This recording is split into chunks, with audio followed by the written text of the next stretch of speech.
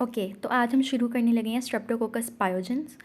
So first of all it is a gram positive cocci और ये chains में होता है। रिमेंबर दैट स्टेफ्लोकोकस क्लस्टर्स में होता है, लेकिन स्ट्रेप्टोकोकस जो है वो चेन्स में होता है। और ये बीटा हिमोलिटिक है, और ये जो लाइट बल्ब बना हुआ है पाए के ऊपर, इससे हमें पता चल रहा है कि ये बीटा हिमोलिटिक है। इसके अलावा ये इनकैप्सुलेटेड है विद हाइलुरोनिक एसिड, और ये हम जो पाए के ऊपर कैप्सूल है उससे पता चल रहा है। इसके अलावा ये बेसिट्रेसन सेंसिटिव है। इसमें से जो बेसिट हाउंड बना हुआ है वो लिक कर रहा है पेस्ट्रीज़ को, तो उससे पता चल रहा है। एक और एडिशनल बात कि ये पायरोलिडोनाइल एरोइलेमिडेज पॉजिटिव है। मन, थ्रोट और स्किन में होता है, और ये रेस्पिरेटरी ड्रॉपलेट से स्प्रेड होता है। पैथोजेनेसिस पे आ जाते हैं। इसका जो हाइलुरोनिक एसिड होता है वो ground substance of connective tissue को हाइड्रोलाइज करता है। एम प्रोटीन होती है, एंटीफेगोसाइटिक होती है। ये हमें पता चल रहा है मेन शेफ से, जिसने एम वाली हैट पहनी हुई है और वो स्वेट अवे कर रहा है हैंड ऑफ दूसरे शेफ़ का जो कपकेक्स खाने की कोशिश कर रहा है। साइटोलिसिस होती है इसमें, तो इसको हमें पता चल रहा है ये लाइसिस हुए जैम निकल रहा है इसमें से बिस्किट्स में से। सेप्टोलाइजन ओ इम्यूनोजेनिक है, ये हमें एंटीबॉडी श्रिप्टोंग से पता चल रहा है। उसके अलावा जो स्ट्रेप्टोलाइजन एस है वो नॉन इम्यूनोजेनिक है, और इसमें डीएनएज आता है। डीएनएज जो होता है वो लिक्विफाई करता है पस को और लीजन्स को स्प्रेड करता है। डीएनएज जो ट्विस्टेड बिस्किट्स बने हुए हैं या पेस्ट्रीज बनी हुई हैं उनसे पता चल रहा है। इसके अलावा इसमें होता है स्ट्रेप्टोकाइनेज। अब हमें पता है कि काइनेज जो है वो फॉस्फेट को ऐड करता है, तो जो कपकेक्स बने हुए हैं उनके ऊपर पी लगा हुआ है, उनसे हमें स्ट्रेप्टोकाइनेज का पता चल रहा है, और वो फाइब्रिन क्लॉट्स को हाइड्रोलाइज करते हैं या ब्रेक डाउन। ए और सी होता है वो फेज कोडेड होता है, यानी बैक्टीरियोफेज से वो लाइज हो जाता है।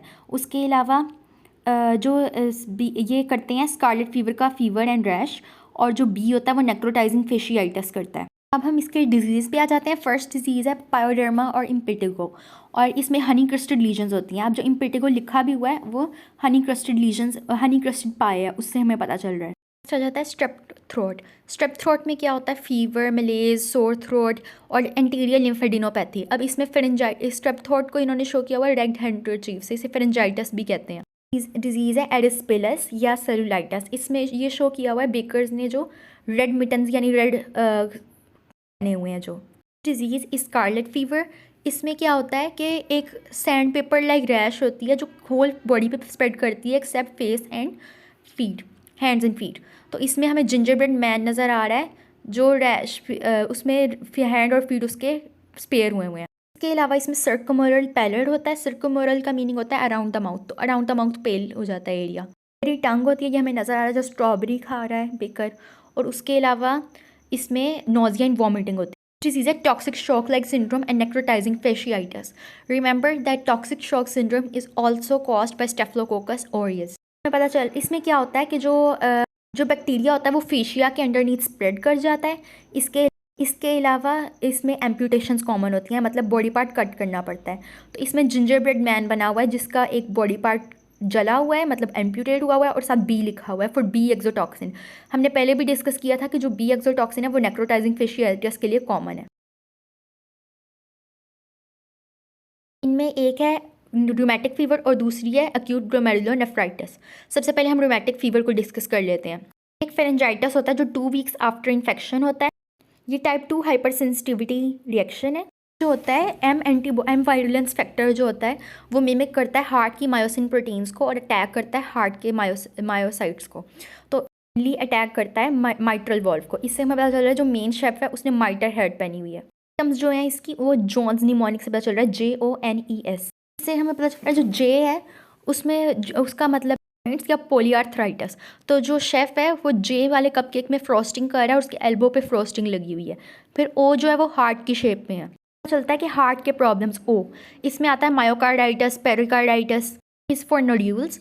ये वो नोड्यूल्स होते हैं जो एक्सटेंसर सर्फेसिस ऑफ आर्म और फोर आर्म में आ जाते हैं। Elbows, knees, Andes on cupcake से शो किया हुआ एन वाले कपकेक पे।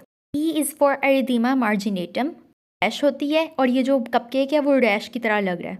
S is for Sydenham's chorea. इसमें इनवॉलेंट्री मूवमेंट्स होती हैं हैंड्स और फीट की, और ये पता चल रहा है कपकेक गिर रहा है उससे। हमारी डिजीज़ है एक्यूट ग्लोमेरुलोनेफ्राइटिस। मोस्टली फेरेंजाइटिस और इम्पिटिगो की बात होती है, और ये हमें पता चल रहा है जो कपकेक्स के साथ वाला शेफ़ है उसके माउथ पे हनी क्रस्टेड लीजन्स बनी हुई है जो इम्पिटिगो को शो करी थी, और उसने रेड हैंडकरचीफ पहना हुआ है जो कि जाइटस को शो करता है। अलावा ये 2 वीक्स आफ्टर इन्फेक्शन होता है और ये कैलेंडर पे 2 वीक्स बाद वाली जो डेट मार्क हुई है, क्रॉस मार्क हुआ है, उससे पता चल रहा है। टाइप 3 हाइपर सेंसिटिविटी रिएक्शन है। याद रखें कि जो र्यूमेटिक फीवर है वो टाइप 2 हाइपर सेंसिटिविटी रिएक्शन था। इसमें इम्यून कॉम्प्लेक्सेस बाइंड हो जाते हैं ग्लोमेरुलस से। तो जो इसमें जो टेलीफोन की वायर जिससे बात कर रहा है बेकर, वो ग्लोमेरुलस की फॉर्म में ट्विस्ट हुई हुई है। इसके अलावा इसमें एडिमा होता है और ये बेकर की पफी चीक से शो कर रहा है। ये जो सारा बेकर है ये एक्यूट ग्लोमेरुलोनेफ्राइटिस को डिनोट कर रहा है। अलावा इसमें स्मोकी कोला कलर्ड यूरिन होता है। और इसके साथ हमारी स्केची कंप्लीट हुई और हम कैप्लन से इसको देख लेते हैं। इसको रिवाइज कर लेते हैं। तो सबसे पहले स्ट्रेप्टोकोकस पायोजन की डिस्टिंग्विशिंग फीचर है कि ये बीटा हिमोलिटिक है, बीटा बेसिट्रिसन सेंसिटिव है, पायरोलिडिनल एडिलिमिडेज पॉजिटिव है, reservoir human throat skin है, transmission direct contact respiratory droplets हैं, पैथोजेनेसिस हाइलुरोनिक एसिड है, नॉन इम्यूनोजेनिक है, प्रोटीन एंटीफिगोसाइटिक है और एक्यूट ग्लोमेरुलोनेफ्राइटिस और र्यूमेटिक फीवर के साथ एसोसिएटेड है। स्ट्रेप्टोलाइसिन ओ इम्यूनोजेनिक है, हीमोलाइसिन साइटोलाइसिन होता है, स्ट्रेप्टोलाइसिन एस नॉन इम्यूनोजेनिक है, हीमोलाइसिन साइटोलाइसिन।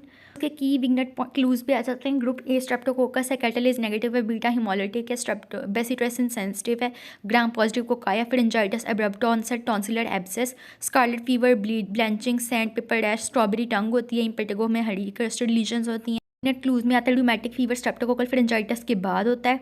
इसमें anti streptolysin O titre ASO ज़्यादा हो जाता है।